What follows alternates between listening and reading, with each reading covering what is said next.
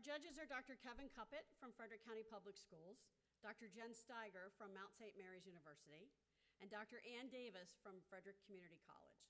So we appreciate them being here to take the time, dedicate to not only the chamber and the community, but education as well. There it is.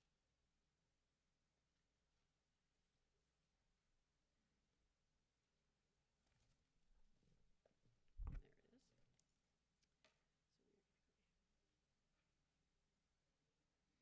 So Amrutha, when we're ready, I'll call you up first, and then Kirthana. Who is, I'm missing one.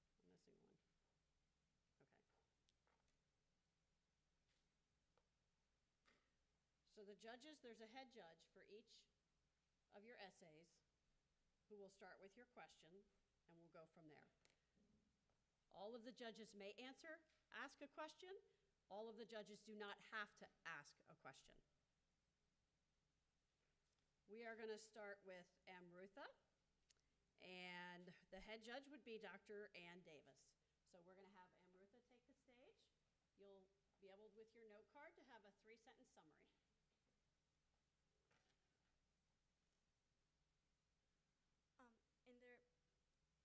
In the Urbana community, there are two primary issues that connect with each other and can cause trouble for others: blind spots and parallel parking.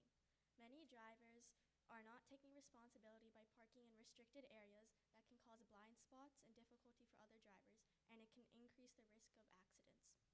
The community members, including myself, can take responsibility in this issue by employing their freedom of speech and by talking to representatives of the community. And the local and state governments can be responsible by taking action through the principles of federalism to fulfill their duties and ensure public safety.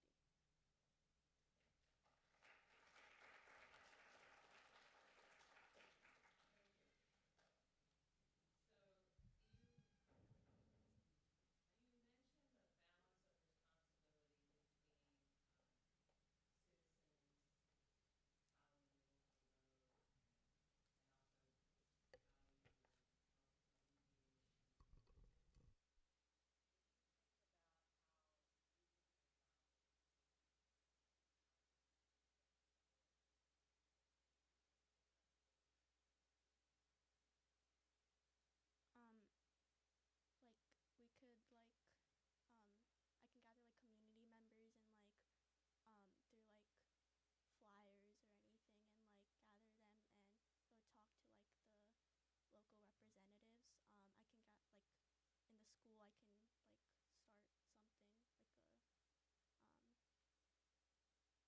a group of people, students, and maybe some teachers can also join, and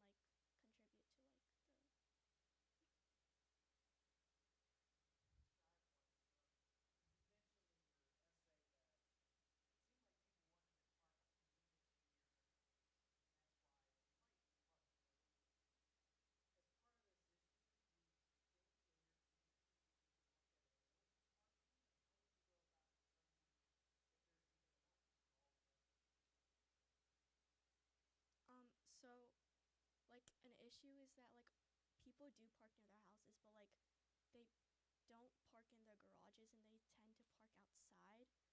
So, they could start parking there, and, can you repeat the question?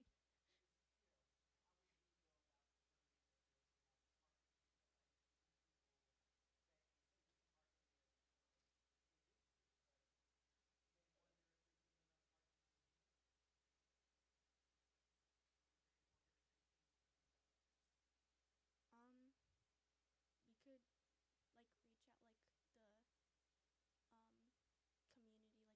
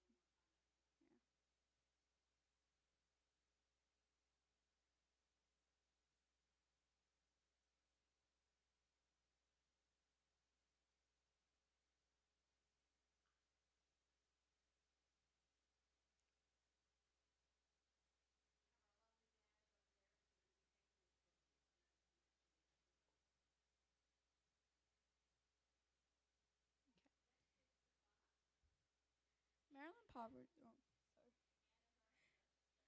Oh, sorry. I'm sorry. Maryland poverty rates are significantly lower than other states in the U.S., but Baltimore still suffers. This is mainly due to a lack of proper education and a lack of flexible jobs and also paid leaves. Ways that this can be fixed are by supplying better, like more free education, and business managers and like CEOs or can provide more flexible like work hours or jobs, and they can also supply paid leaves. Doing such shows, oh, I'm sorry. People can also create organizations, donate to them, join them, and by donating, they can give money or other resources needed. Doing such shows humility by putting others before yourself and responsibility for taking the initiative to do so, but also moderating how much they give so that it doesn't affect them negatively.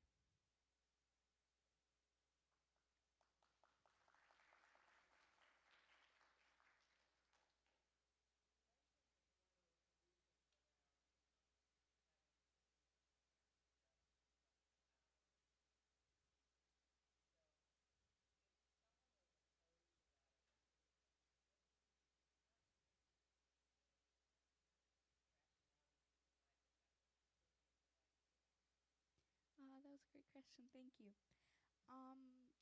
We could probably most likely like not supply, do maybe a public speaking at towards a group of people that oppose this and like show the statistics of how this idea is good and it would help better your community. You could also maybe put flyers around and like illustrating how this helps. Yeah.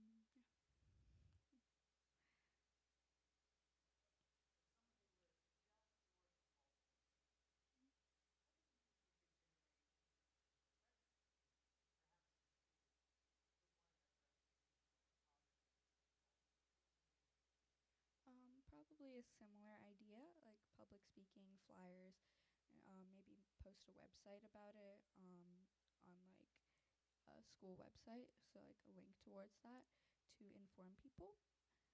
Mm,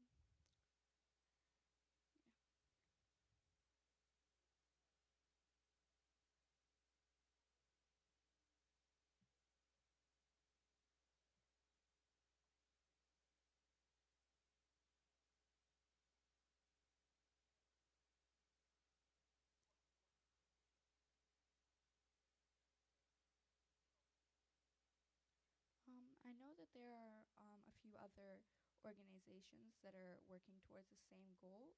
One is the United Way of Central Maryland that has similar ideas. They typically help give education, household help, mm, better jobs, and such.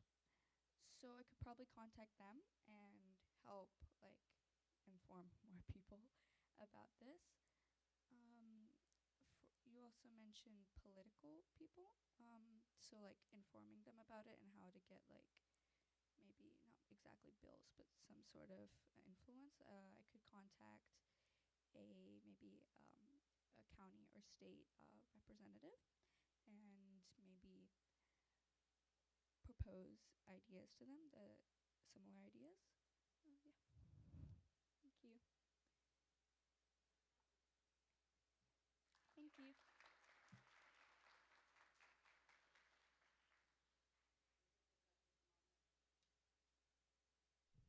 Give the judges a moment for their score. Audience, were you participating in rounds 1 and 2? Yeah. There were some hard questions, very hard questions.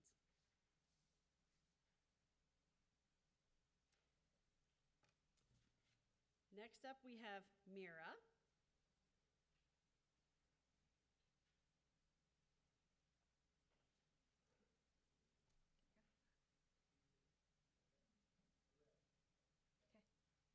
Having grown up in Frederick County my entire life, I've witnessed the silent struggle of many kids my own age against mental crisis and mental illnesses.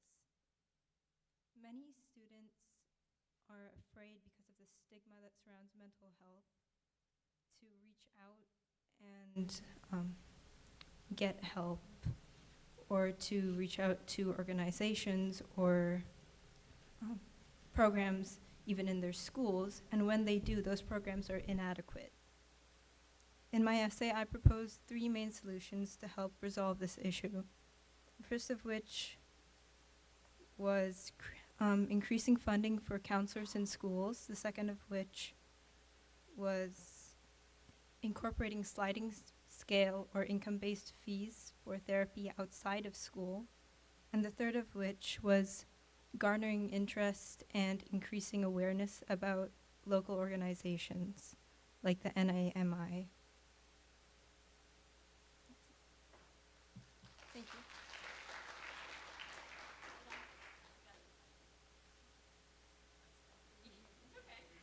Forgot.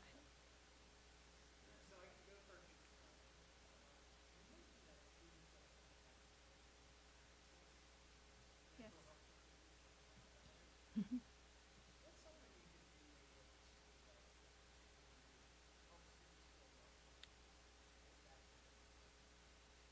I think that an anonymous way of contacting such services would be excellent, because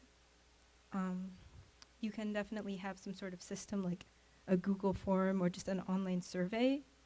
And these can often be student-led activities, so that we can understand what the underlying issues really are, and how students themselves believe they should be solved.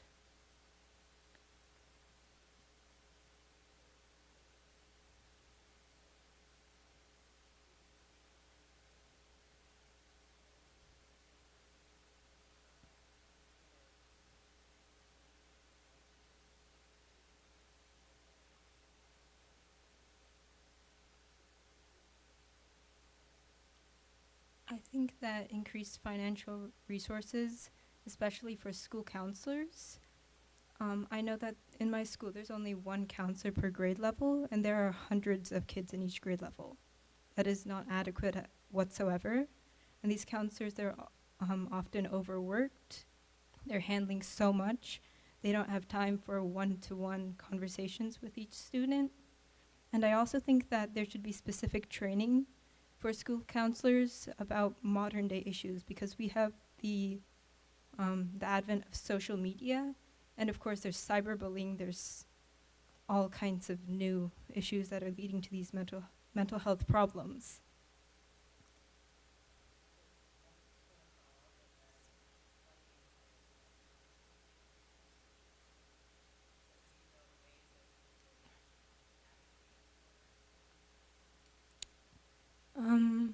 I think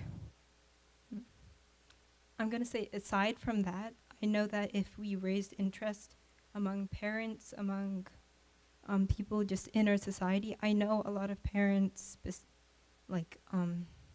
personally, that would be very willing to donate towards such a cause. Even if FCPS doesn't have the money or doesn't have the resources at the time, we can definitely increase the amount of money that is going into such resources simply by gathering interest.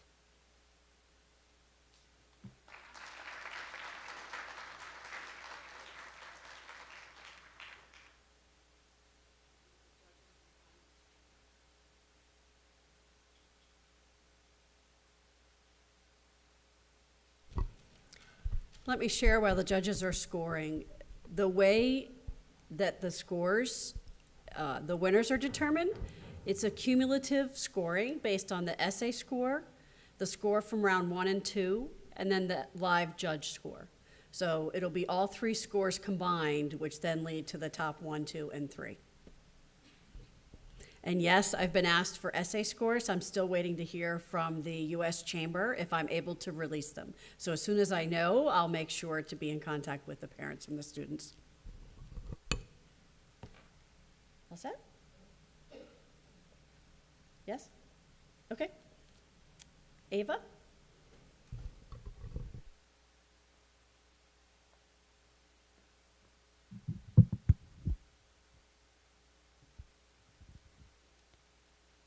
In the Declaration of Independence, it states that all men are created equal. However, is this really the case? Around the world, children suffer from a lack of inclusion and knowledge in civics. Many people are often discriminated because of race, religion, color, sex, physical and mental differences, as well as diverse cultures. Citizens are also completely unaware about researching candidates for voting, even when it's a civic responsibility. And lastly, children are oblivious, completely oblivious, if you ask them to start a business or even put up a website. All of these issues have simple fixes, if and only if you're willing to put the work in.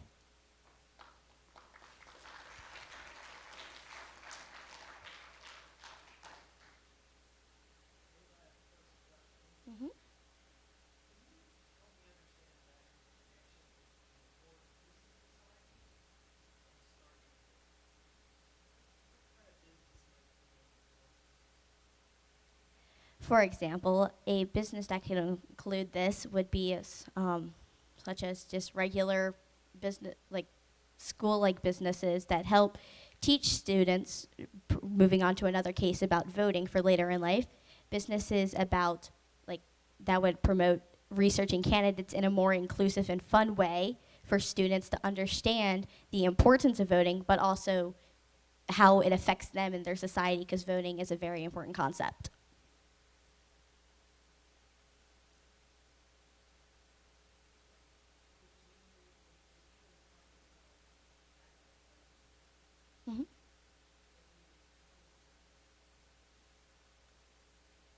Well, in all concepts I've talked about in my essay, I believe that opposing points of view are just basically because they are unaware of all these different types of interests and things in society. So if you give them more information, they will be more willing to understand everything about everything. For example, discrimination. With discrimination, a lot of times people are really discriminate because they're unaware of differences, but if you make them more included, they will be more involved and it'll promote better equality in society. Thank you.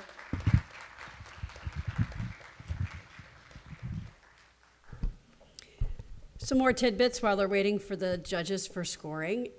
The top first three places, first of all, every student received a tablet, a stand, and a case. Thanks to our sponsors. We have Clark, ACNB Insurance, and Hood. Every student received some gift cards to Brewster's Ice Cream, Swirls of Frederick, which is a new ice cream place opening up in Frederick in May, and also Starvin' Marvin Pizza. The top three will receive Frederick Keys tickets, tickets to the Great Frederick Fair and wristbands, and also Tree Trekkers, a pass for a 3-hour adventure at Tree Trekkers. So we're very fortunate with our chamber members that support our initiatives and our programs. Okay, all right, Aisha?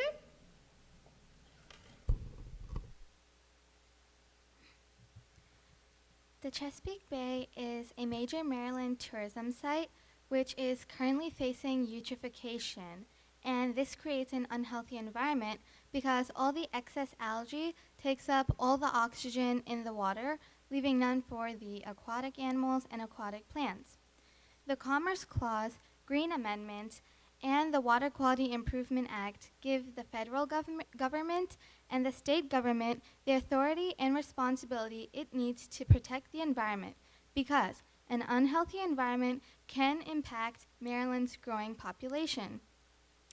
It is my civic duty, as well as my community members' civic duties, to help seek a solution to this issue.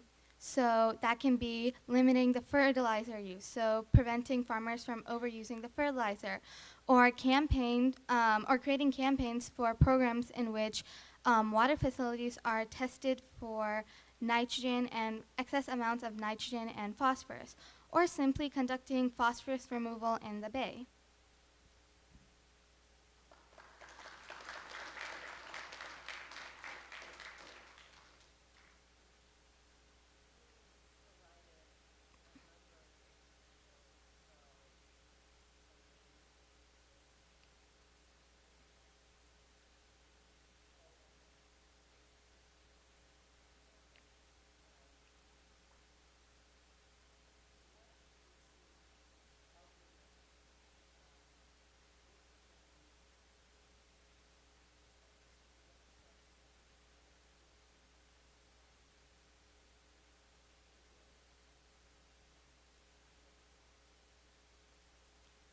I feel like the biggest problem with like the ideas I provide in my essay for like keeping or like decreasing eutrophication would be like the limit on fertilizer use, because that again impacts farmers and the amount of fertilizer they use, and the businesses that produce the fertilizer.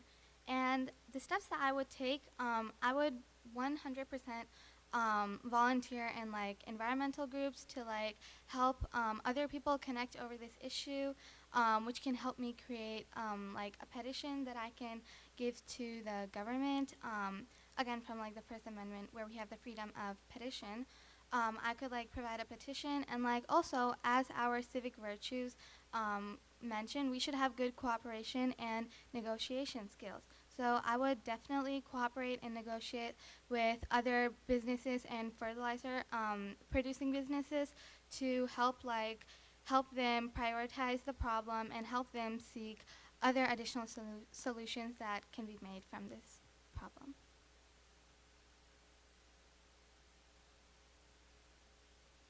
Thank you.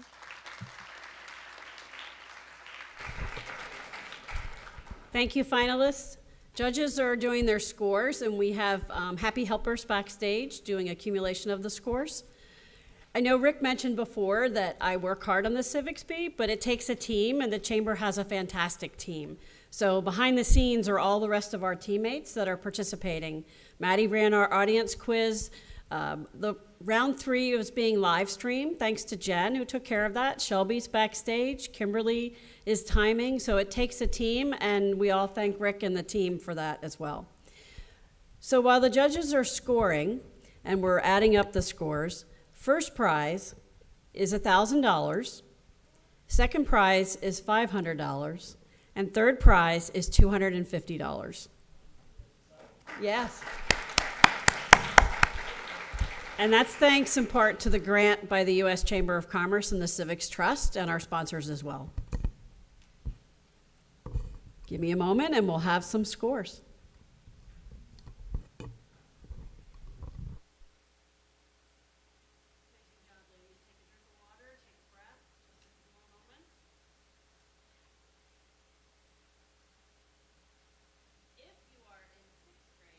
Know people 6th, 7th, and 8th grade. We will hopefully have this again next year. We have somebody that participated last year and again this year made it to the finals.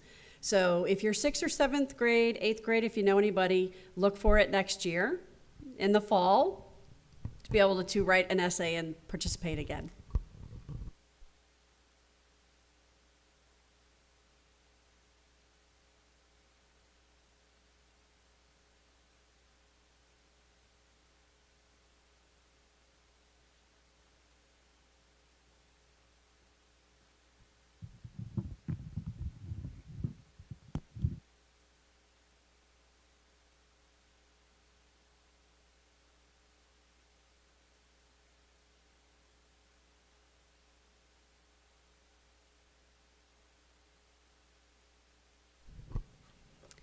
We had a variety of participating schools, which was exciting. We also had private schools. We had a school from Mount Airy as well. So when you host these events, it's open to other counties if they're not having their own Civics Bee. We don't want to close it off to just a specific area. So if somebody submits an essay from another area, we welcome that for them to participate.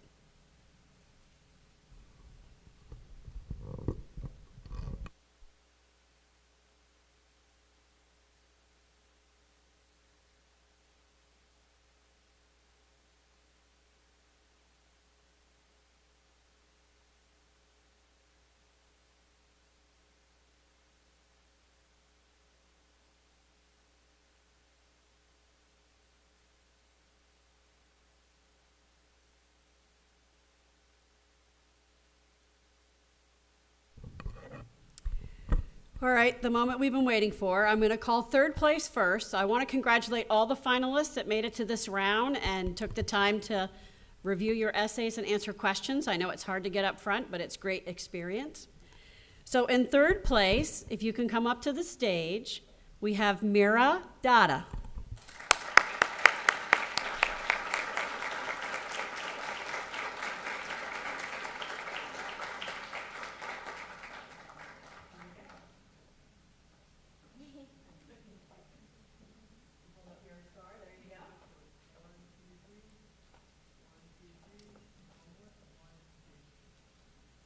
All right, stay up here.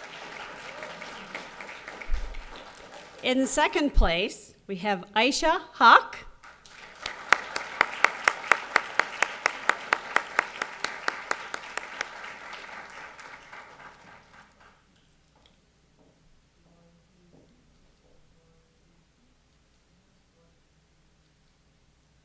All right, stay up here. Good job, ladies.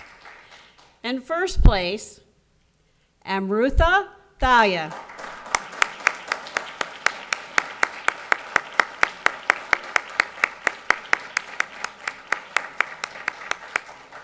Hold up your trophy too. And hold that up. There you go.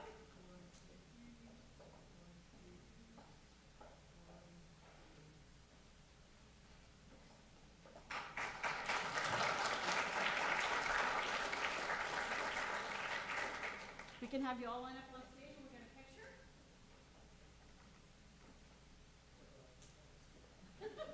We have, that's fine, perfect. Get a picture of all three, there you go, Cody's got it. Nice.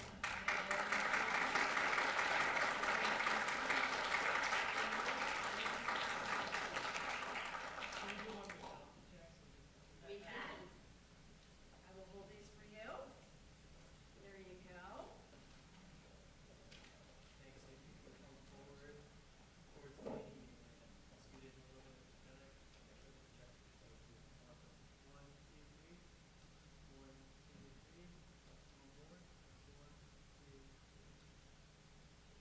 Very nice. That's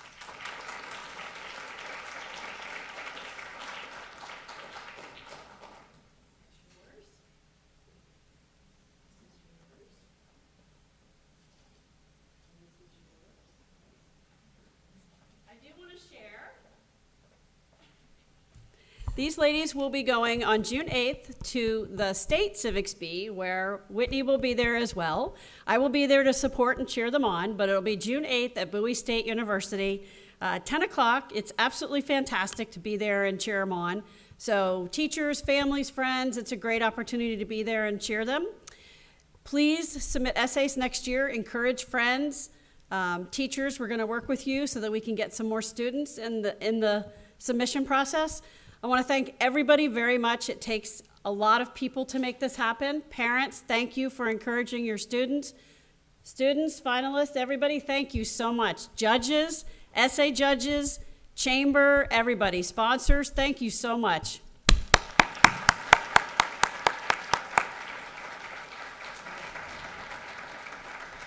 Let's go here.